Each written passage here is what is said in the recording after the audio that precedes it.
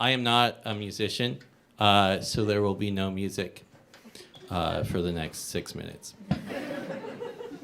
But growing up, though, I had a childhood, and during that childhood, I was a young boy. And as a young boy, one night I noticed that there was a spider in my room, and this terrified me. So I called for help, and my father came in, and he decided that that was a great opportunity for a teaching moment. So that's when he decided to explain the ecosystem to me. He let me know that spiders were there for a reason, that they were part of the circle of life, that spiders were there to eat things that were worse than spiders. And then he left. And I was alone in the dark with that spider, left to think, what is worse than spiders? To my father's credit, though, that pep talk worked, because I'm a man now. And whenever I see spiders, I am not afraid.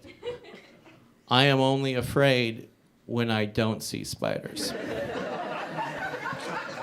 That is a joke I wrote about my father. And I tell it because it is a really good joke. But I thought it was relevant to tonight because I think that is a good definition of how sci-fi works.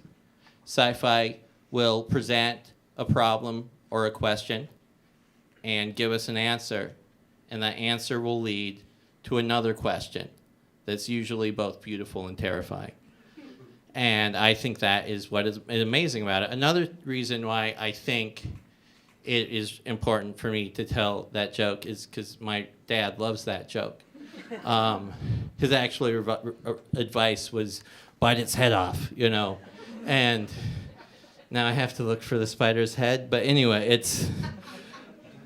And, you know, I've been thinking about him a lot because you know, Father's Day is coming up this weekend. At least one person in the audience just realized that. And he is the man who introduced me to Isaac Asimov. I am fortunate enough, my father is in his 70s. I am a man in my 30s. So where I was from, my dad was as old as some of my friends' grandfathers. And I was able to be raised by a man who read sci-fi in the 50s, 60s, and 70s. And so our library was awesome. And I got to grow up with not just the Book of Mormon, but Ray Bradbury and Isaac Asimov and Robert Heinlein, and they were kind of my weird uncles. And in fact, I thought, because we had a lot of Asimov, and there were pictures of him on the back of some of these books, and he had these awesome mutton chops.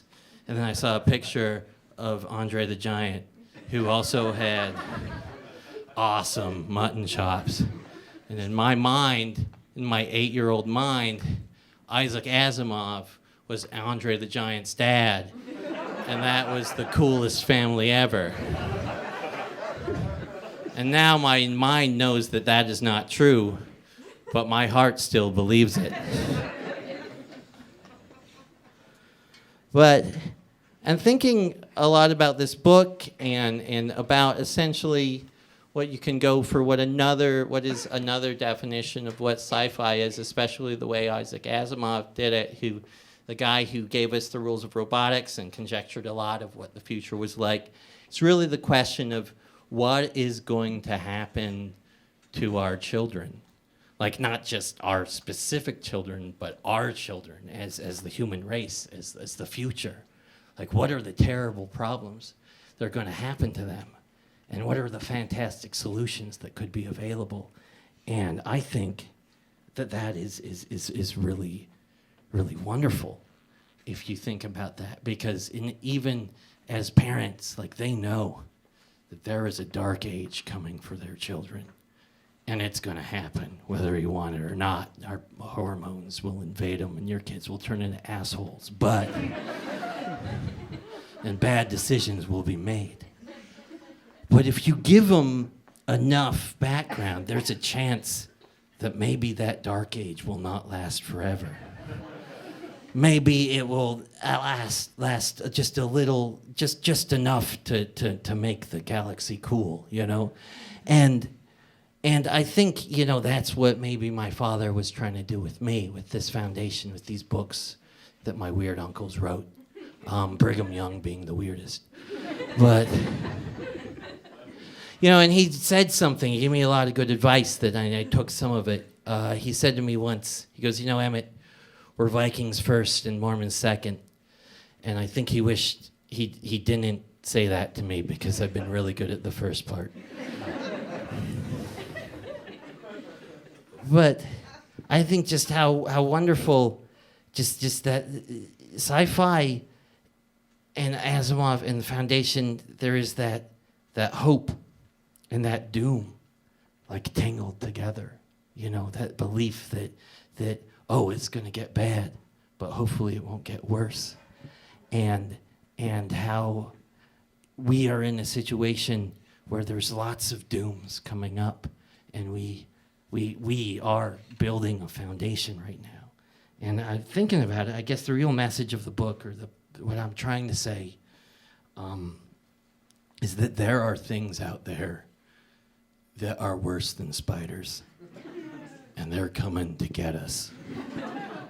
But the people before us knew that they were out there, and they love us, and they want us to survive. So we just have to try to fail in the right way. Thank you.